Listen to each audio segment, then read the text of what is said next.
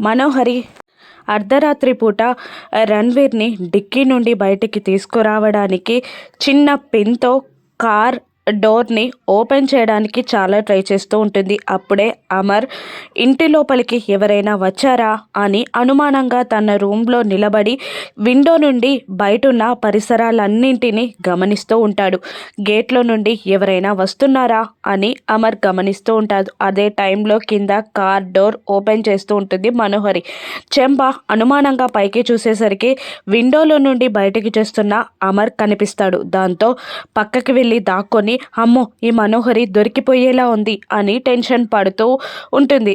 మనోహరికి సైగ చేయడానికి చెంబ చాలా ట్రై చేస్తూ ఉంటుంది. కానీ మనోహరి అదేది పట్టించుకోకుండా పట్టు వదలని విక్రమార్కుడిలా కార్ డోర్ ఓపెన్ చేసే పనిలో పడిపోతుంది.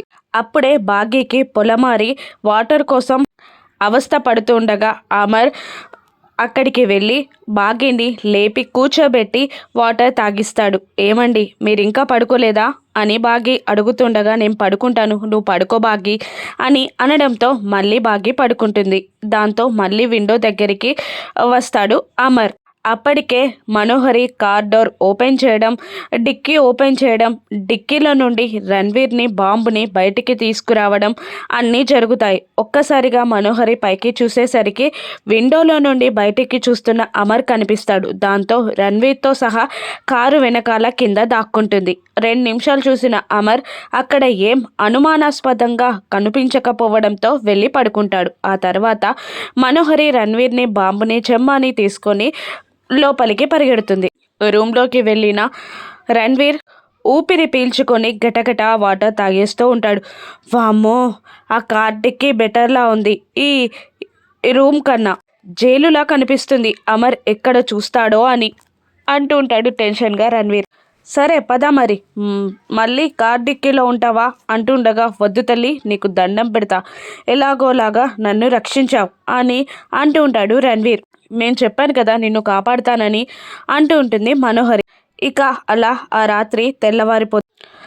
అమర్ బాగీ పిల్లలు రాథోడ్ అందరూ కలిసి ఊరికి వెళ్ళడానికి అన్నీ చేస్తూ ఉంటారు. అమర్ ఫోన్ మాట్లాడుతూ వాళ్ళ ఆఫీసర్స్తో ఏదో డిస్కషన్ చేస్తూ ఇన్స్ట్రక్షన్ ఇస్తూ ఉంటాడు. కార్లలో కావాల్సినవన్నీ సెట్ చేస్తూ ఉంటాడు రాథోడ్. అప్పుడే మనోహరి రణ్వీర్ మాట్లాడుకుంటూ ఉంటారు రూమ్లో. రామూర్తి మంగళ ఊరికి వెళ్ళడానికి వస్తారు. సార్ వచ్చేసారా అని అంటూ ఉంటాడు రాథోడ్. అప్పుడే వచ్చేసావా అని రామూర్తి అంటూ ఉండగా పొద్దున్నే వచ్చాను, నేను చెప్పాను కదా మిస్ అమ్మ సీమంతాన్ని నేను మిస్ అవ్వను అని అంటూ ఉంటాడు రాథోడ్.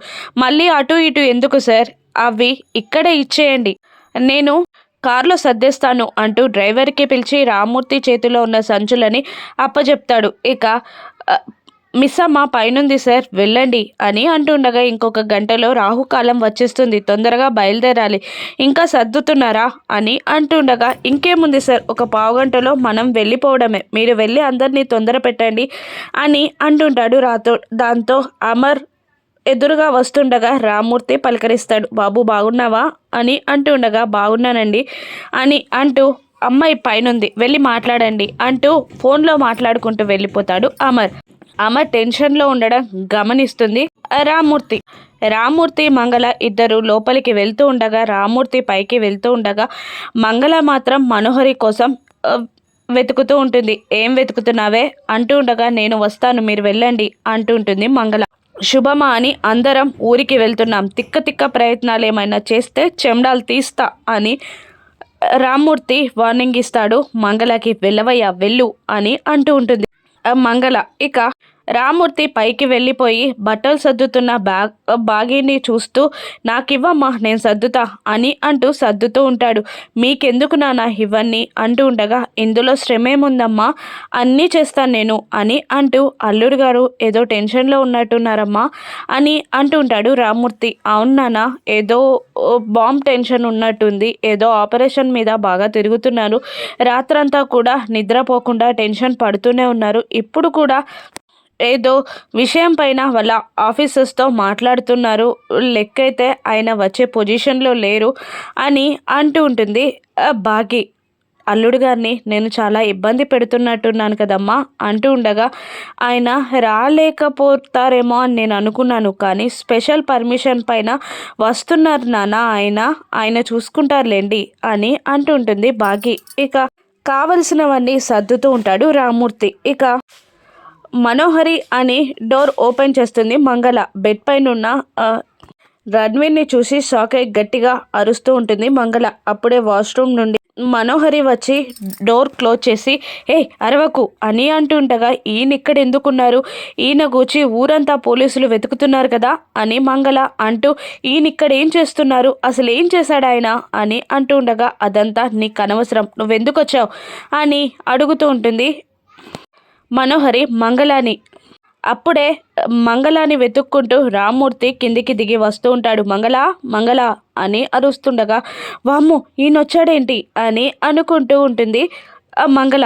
మా ఆయన పిలుస్తున్నారు, నేను వెళ్ళాలి అంటూ ఉండగా మనోహరి రణ్వీర్ ఇద్దరు టెన్షన్ పడుతూ ఉంటారు. ఆగు అని అంటూ, నువ్వు వెళ్ళి దాక్కో అని చెప్పగానే బెడ్ పక్కకి వెళ్ళి కింద పడుకుంటాడు రణ్వీర్. దాంతో డోర్ ఓపెన్ చేస్తుంది మనోహరితో పాటు రూమ్లో ఉన్న మంగళాన్ని చూసి కోపగించుకుంటూ, చెప్పాను కదా నీకు అనవసరమైన పనులు చేయొద్దు అని, ఎవరితో మాట్లాడొద్దని చెప్పానా, బుద్ధి లేదా, సిగ్గు లేదా అని తిడుతూ ఉంటాడు రామ్మూర్తి మంగళాని.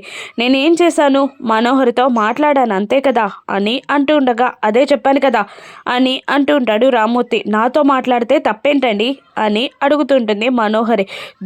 దృష్టగ్రహాలు కడవకూడదనే అలా అన్నానమ్మా అని అంటూ, ఇలా రా అని తిడుతూ ఉంటాడు రామ్మూర్తి.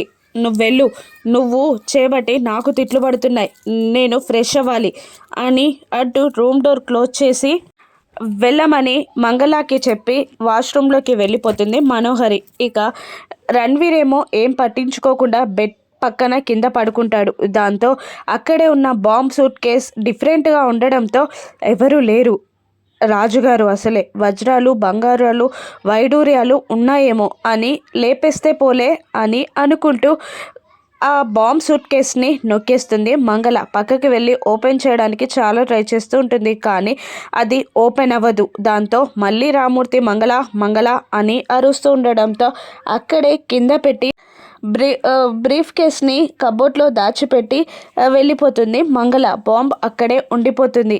ఇక రణ్వీర్ని బయటికి రమ్మని మనోహరి అనడంతో వచ్చి బట్టలు తులుపుకుంటాడు రణ్వీర్.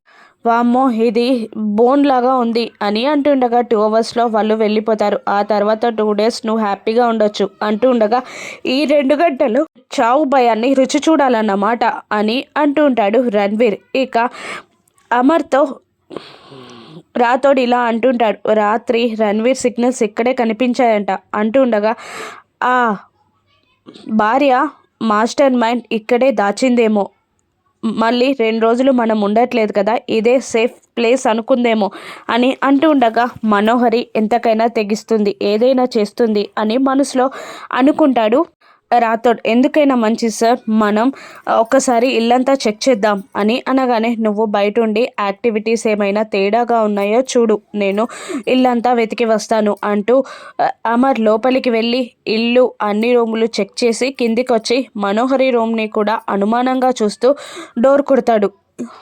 అప్పటికే బాంబు ఎక్కడా అని రణ్వీర్ని మనోహరి అడుగుతుండగా, నాకు తెలియదు, నీకే ఇచ్చాను కదా అని అంటూ ఉండగా, అయ్యో అంటూ కబోర్డ్స్ అన్నీ వెతుకుతూ ఉంటుంది మనోహరి రణ్వీర్ ఇద్దరు బాంబు కోసం. అప్పుడే అమర్ డోర్ కొట్టడంతో టెన్షన్గా, ఎవరొచ్చారు ఇప్పుడు అంటూ ఉండగా, నాకు తెలీదు, నువ్వు వెళ్ళి దాక్కో అనగానే బెడ్ వెనకాలన్న కాస్త స్థలంలో వెళ్ళి దాక్కుంటాడు రణ్వీర్. ఇక డోర్ ఓపెన్ చేయగానే అమర్ని చూసి షాక్ అవుతుంది మనోహరి. ఏంటమర్ అంటూ ఉండగా, ఏమీ మాట్లాడకుండా వచ్చి అంతా చెక్ చేస్తూ డోర్ ఓపెన్ చేసి బయటికి వెళ్ళి చెక్ చేస్తూ ఇంట్లోకి వచ్చి రూమ్ అంతా చెక్ చేస్తూ ఉంటాడు అమర్. పక్కనే మంచం పక్కన దాక్కున్న రణ్వీర్ మనోహరి టెన్షన్ పడుతూ ఉంటారు. ఇప్పటికైనా రణ్వీర్ దొరుకుతాడా, ఆ బాంబు పేలుతుందా, బాంబ్ అటాక్లో చచ్చేదెవరో రాను ఎపిసోడ్స్లో చూద్దాం.